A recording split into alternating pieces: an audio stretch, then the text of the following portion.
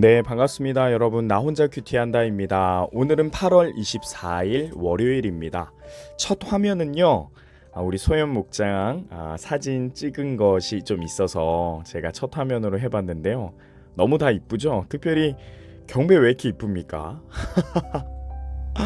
네, 보기 좋은 모습 너무 좋습니다. 오늘 함께 하나님의 말씀 보도록 하겠습니다. 오늘 함께 보신 말씀은 고린도전서 7장이고요. 25절로 35절까지 말씀이 되겠습니다. 25절로 35절까지의 말씀 우리 함께 읽도록 하겠습니다. 처녀에 대하여는 내가 주께 받은 계명이 없으되 주의 자비하심을 받아서 충성스러운 자가 된 내가 의견을 말하노니 내 생각에는 이것이 좋으니 곧 임박한 환난으로 말미암아 사람이 그냥 지내는 것이 좋으니라. 내가 아내에게 매였느냐 노이기를 구하지 말며 아내에게 노였느냐 아내를 구하지 말라. 그러나 장가가도 죄짓는 것이 아니요 처녀가 시집가도 죄짓는 것이 아니로되 이런 이들은 육신의 고난이 있으리니 나는 너희를 아끼노라. 형제들아 내가 이 말을 하노니 그때가 단축하여진 고로 이후부터 안에 있는 자들은 없는 자 같이 하며 우는 자들은 울지 않는 자 같이 하며 기쁜 자들은 기쁘지 않는 자 같이 하며 매매하는 자들은 없는 자 같이 하며 세상 물건을 쓰는 자들은 다 쓰지 못하는 자 같이 하라.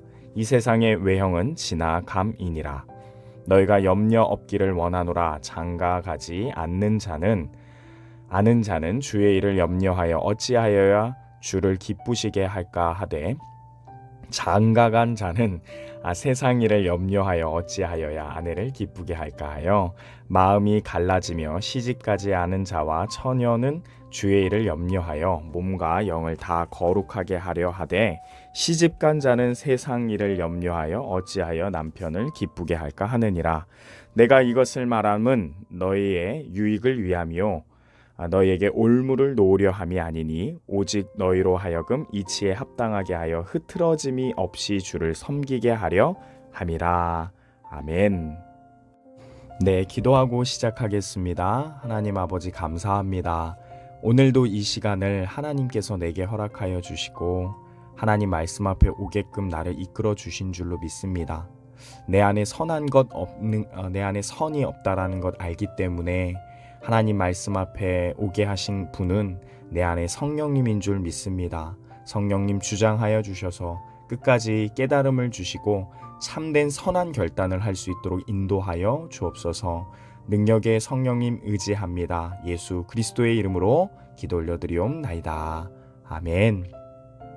여러분 잘 오셨습니다. 혼란스러운 세상 가운데 살지만 그리고 많은 진리들이 흔들리도록 유혹하는 상황 가운데 우리가 놓여 있지만 여러분 그래도 우리는 결코 흔들리지 않습니다. 우리는 결코 우겨쌈 당하지 않습니다. 그 이유는 오늘과 같이 우리가 하나님의 말씀, 능력의 말씀, 세상의 지혜와 비교할 수 없는 하나님의 지혜의 말씀을 대하기 때문입니다. 여러분 이 말씀으로 다시금 우리의 영혼을 단단히 하는 시간 되기를 소망합니다. 우리의 결단을 하나님 앞에서 멋지게 해내는 시간 되기를 소망합니다. 그렇게 말씀 보도록 하겠습니다. 오늘 25절에 보면 바울이 누구에게 어떤 존재들에게 이야기하는지가 나옵니다. 주제가 나오죠. 처녀에 대하여서라고 나옵니다. 오늘은 결혼하지 않은 자에 대한 이야기입니다. 처녀에 대하여는 내가 주께 받은 계명이 없으되 라고 표현하고 있는데요. 이 표현은 예수님께서 처녀들, 즉 결혼하지 않은 자들에 대한 지금과 같은 상황에 대한 가르침이 따로 없었다라는 것을 이야기하는 겁니다. 그렇기 때문에 바울은 자기의 의견을 말한다라고 이야기를 합니다. 그런데 뭐라고 얘기하느냐? 주의 자비하심을 받아서 충성스러운 자가 되어서 내 의견을 말합니다. 이야기합니다. 여러분 얼마나 겸손합니까? 얼마나 정직합니까? 내 의견이 곧 법입니다. 내 의견이 곧 예수님의 가르침입니다. 이렇게 말하지 않고 예수님이 이와 같은 경우에 가르침을 준 적은 없습니다. 그러나 저는 주의 자비하심을 받은 사람입니다. 주의 자비하심 안에서 벗어나는 사람이 아닙니다. 저는 그분께 충성을 맹세했고 그분의 충성된 종입니다. 그러니 그분의 뜻을 전하는 심정으로 제 의견을 말해보겠습니다 하면서 능력이 자신 안에 있는 것이 아니라 능력은 하나님께, 예수님께, 능력은 말씀 안에 있다라는 것을 솔직하게 고백하고 겸손한 자세로 자신의 의견을 말하고 있는데요. 우리가 이와 같은 자세에 따르길 원하고요. 우리도 이와 같은 사람 되기를 바라면서 기도하기를 소망합니다. 내용을 한번 보면 26절, 내 생각에는 이것이 좋으니 곧 임박한 환난으로 말미암아 사람이 그냥 지내는 것이 좋으니라 라고 이야기하는데요. 여러분 큐티책에도 이 임박한 환난에 대해서 좀 설명이 나오는데요. 당시에 상황이 좋지 않았던 것 같습니다. 누가 봐도 이 로마에 어떤 박해나 기독교 박해가 실제로 있었고 더 큰 박해가 있을 것으로 많은 기독교인들이 알고 있었기 때문에 그날을 생각하면서 그때를 생각하면서 환란이 임박했다 이런 이야기를 했던 것 같습니다. 바울이 얘기합니다. 곧 임박할 환란 말미암아 사람이 그냥 지내는 것이 좋지 않습니까? 라고 이야기합니다. 결혼을 하면 확실히 여러분 혼자 몸이 아니기 때문에 가족이 생기기 때문에 염려와 금심이 혼자 된 사람보다는 결혼하지 않은 사람보다는 당연히 클 수밖에 없습니다. 그런 이야기를 하는 거고요. 27절 내가 아내에게 매였느냐 노이기를 구하지 말며 아내에게서 노였느냐 아내를 구하지 말라. 왜요? 임박한 상황이 오니까 오히려 그것으로 말미암아 고민이 많아지니까 그 상황 가운데에서 지금 이야기를 하고 28절 그러나 이게 중요합니다. 장가가도 죄 짓는 것은 아닙니다. 제가 오늘 이렇게 발음이 계속 꼬이네요. 네, 주일 저녁이라서 처녀가 시집 가는 것도 죄 짓는 것은 아닙니다. 그러나 이런 이들은 육신의 고난이 있습니다. 나는 당신들을 아낍니다. 바울이 이야기합니다. 여러분 바울의 의견을 계속 얘기하는데 정확하게 얘기합니다. 여러분 이 부분 헷갈리시면 안 됩니다. 먼저는 여러분 장가가는 것, 시집 가는 것, 죄 짓는 거 아니라는 거예요. 하나님이 기뻐하시는 모습입니다. 그러나 한 가지 더 사실이 있는데 결혼을 하면 확실히 적응도 해야 되죠. 조율도 해야 되죠. 신경 써야 되죠. 헌신도 해야 되죠. 하니 육신의 고난, 때로는 삶의 어려움, 염려, 금심들 있다라고 얘기를 하는 겁니다. 그러면서 환난이 임박하면 얼마나 더 심한 고통이겠습니까? 바울은 그 맥락 안에서 지금 이야기하고 있는 겁니다. 그래서 나는 너희를 아끼노라 라고 정리하고 있죠. 형제들아 내가 이 말을 하노니 그때가 단축하여진 고로 이후부터 안에 있는 자들은 없는 자 같이 하면서 있는 자는 없는 자 같이 하라 하면서 계속 쭉 얘기를 합니다. 31절까지. 이 부분은 어떻게 설명할 수 있느냐? 먼저는 여러분 그때가 단축하여진 고로 이 말은요. 여러분 시대가 그리고 우리가 사는 삶이 짧고 영원하지 않습니다 라는 이야기를 하는 겁니다. 이 땅에서 삶을 이야기하는 거죠. 이 땅의 삶이 영원하지 않습니다 라는 이야기를 하면서 있는 자는 없는 자 같이 하라 라고 이야기하는데 첫 번째는 이제 안에 있는, 그러니까 결혼하면서 남편이 됐든 아내가 됐든 신경을 써야 하는 배우자가 없는 자 같이 살아라 라고 조언을 하고요. 여러분 이것만 했다면 정말로 결혼에 대해서 바울이 부정적으로 이야기하는 것처럼 보일 수 있는데요. 다음 구절들을 보면 같은 맥락으로 해서 같은 방식으로 해서 설명하고 있기 때문에 바울이 꼭 그것만 주장하는 게 아니라는 것을 우리가 알 수 있습니다. 우는 자들 그리고 또 매매하는 자들, 기쁜 자들, 세상 물건 쓰는 자들 그렇게 이야기하면서 뭐라고 얘기합니까? 31절 마지막에 이 세상의 외형은 다 지나갑니다 라고 얘기합니다. 앞절에 얘기했던 것 동일한 이야기가 나오는 거예요. 이 세상은 영원하지 않습니다. 이 세상의 삶은 짧습니다. 짧습니다. 그러니 이 세상의 외형은 다 지나갑니다. 썩어집니다. 그러니 여러분들의 삶을, 그 짧은 삶을 어떤 것 하나에 매여서 살아서는 안 됩니다 하면서 부부의 이야기도 껴서 얘기를 하는 겁니다. 즉 바울이 얘기하는 게 어떤 의미인지 알겠죠. 단지 결혼 생활에 집중하기 때문에 너무 거기에 에너지를 쏟기 때문에 결혼 생활은 나쁩니다 라는 것을 이야기하는 것이 아니라 그와 같이 뭔가에 집중해서 어떤 거에 매여서 사는 삶은 참으로 이 영원하지 않은 세상 속에서 영원하지 않은 것을 쫓으면서 살아가는 삶이기 때문에 여러분 그렇게 살면 안 됩니다. 바울이 이야기를 하는 거죠. 32절 너희가 염려 없기를 원하노라. 장가가지 않는 자는 주의 일을 염려하여 어찌하여 주를 기쁘게 할까 하되 반대로 장가간 자는 어떻게 하겠느냐. 세상 일을 염려하여 어찌하여 아내를 기쁘게 할까 라고 생각한다라는 겁니다. 그럼 34절 얘기하죠. 마음이 갈라지며 시집가지 않은 자와 처녀는 주의 일을 염려하여 몸과 영을 다 거룩하게 하려 하되 시집을 간 자는 세상 일을 염려하여 어찌하여 남편을 기쁘게 할까 하느니라 라고 이야기합니다. 그런데 여러분 이렇게 보면 또 한 번 보면 그러니까 장가간 사람들은 마치 죄 짓는 것처럼 이야기하는 것 같은데요. 그런 식의 설명이 아니고요. 앞절에 설명한 것처럼 결혼했을 때 결혼 생활에 상대방의 가정 생활에 오직 그거에만 몰두해서는 안 된다라는 것을 이야기하는 거죠. 쉽게 설명하면 우선순위에 대한 이야기를 바울이 하고 있는 것입니다. 지금 바울은 어찌되었든 간에 환난 날이 임박하는 이때에 주님께 더 집중하면서 사는 것이 좋지 않습니까? 결혼 안 한 사람들이요? 라는 주제를 갖고 이야기하는 거기 때문에 여러분 대조적으로 결혼하지 않은 사람들이 더 중요하다라는 것을 이야기하려고 하다 보니까 결혼 생활하는 자들의 약점들을 이야기하고 있는 건데요. 그렇다고 결코 바울은 결혼한 것에 대해서 반대로 이야기하고 반대하는 것은 아닙니다. 지금 35절 보면 내가 이것을 말함은 너희의 유익을 위함이요 너희에게 올무를 노려 함이 아닙니다 라고 바울이 분명하게 얘기하면서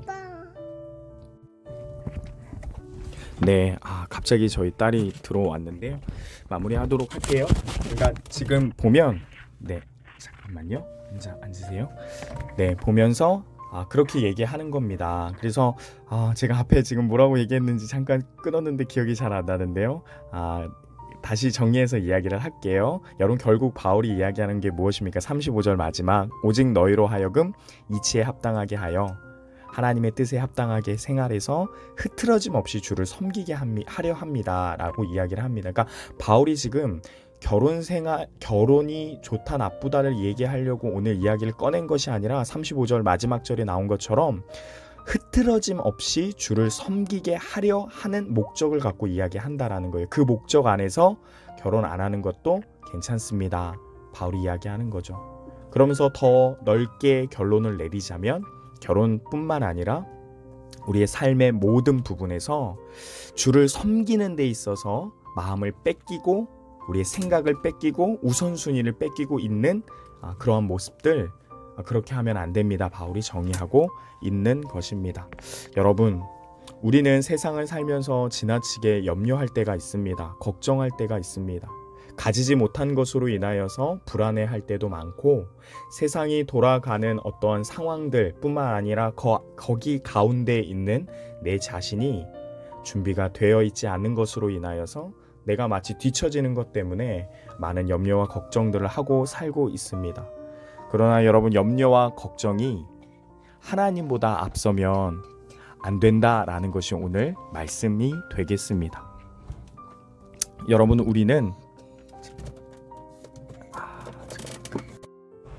어떻게 하면 하나님을 기쁘시게 할까 염려하면서 시작한 그리스도인들 아닙니까? 여러분 그때를 다시 한번 생각하면서 그때의 그 염려를 회복하시는 저와 여러분 되기를 소망합니다. 세상의 염려가 아니라 하나님의 기쁨이 되기 위하여서 고민하는 일주일 되기를 원합니다. 그런 회복의 길을 걷는 일주일 되기를 소망합니다. 여러분 사랑합니다. 축복합니다. 화이팅 합시다.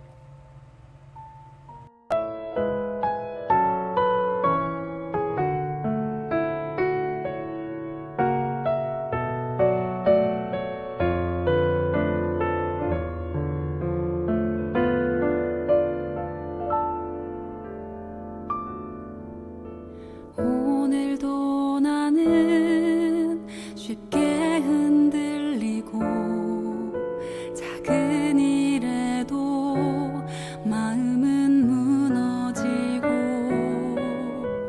감사하기보다는 걱정이 앞서는 나는 아직도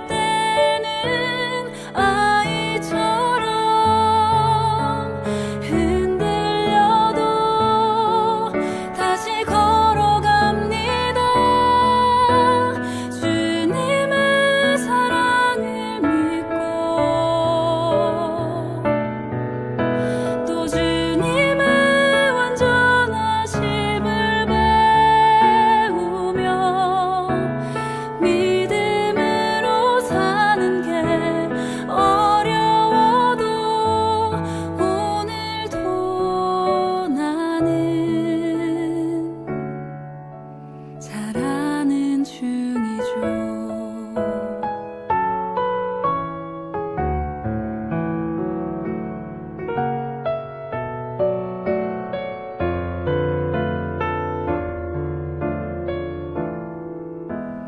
나를 볼 때면 너무 부족해서 못난 내 모습 가리고 살고 싶은데 내 안에 계신 주님 나를 일으키시고 빛으로 한 걸음 용기 내게 하시죠. 주님의 사랑을 믿고 또 주님의 완전하심을 배우며 걸음마를 때는 아이처럼 흔들려도 다시 걸어갑니다. 주님의 사랑을 믿고 또 주님의 완전하심을 배우며 믿음으로 사는 게 어려워도 오늘도 나는 자라는 중이죠. 오늘도 나는 자라는 중이죠.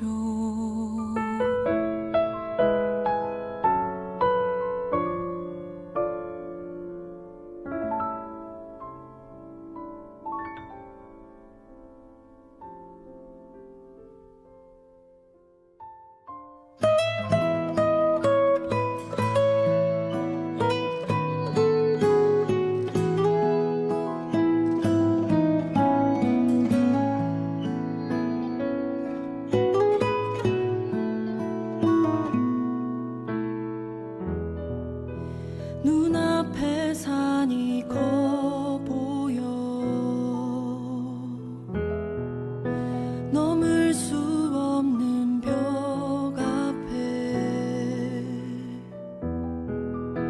두려움 쌓일 때 내 마음 깊은 곳 보이지 않는 믿음의 눈을 뜬다. 보이지 않는 눈, 믿음의 눈은 보이지 않는 주님을 보게 하네. 보이지 않는 눈, 믿음의 눈 뜰 때 저 높은 산 위로 믿음의 세상이 펼쳐져.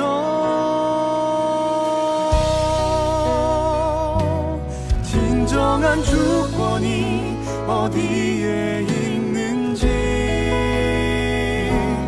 온전한 지혜가 어디로부터 오는지, 지금 내 싸움은 무엇을 향한 것인지 믿음의 눈 뜰 때 더욱 선명해지는 주님의 임재.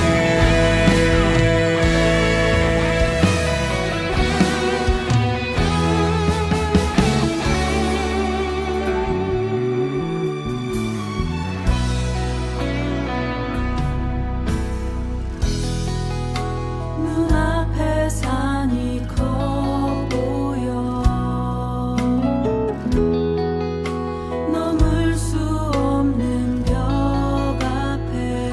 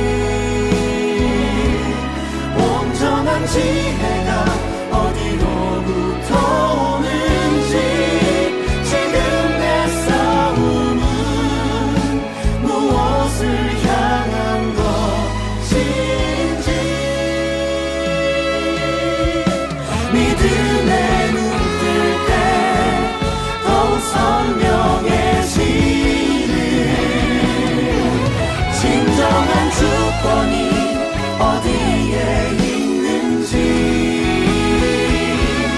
온전한 지혜가 어디로부터 오는지 지금 내 싸움은 무엇을 향한 것인지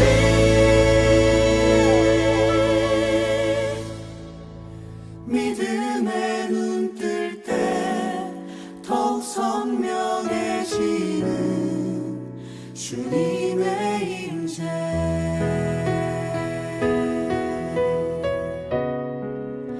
믿음의 눈 뜰 때 더욱 선명해지는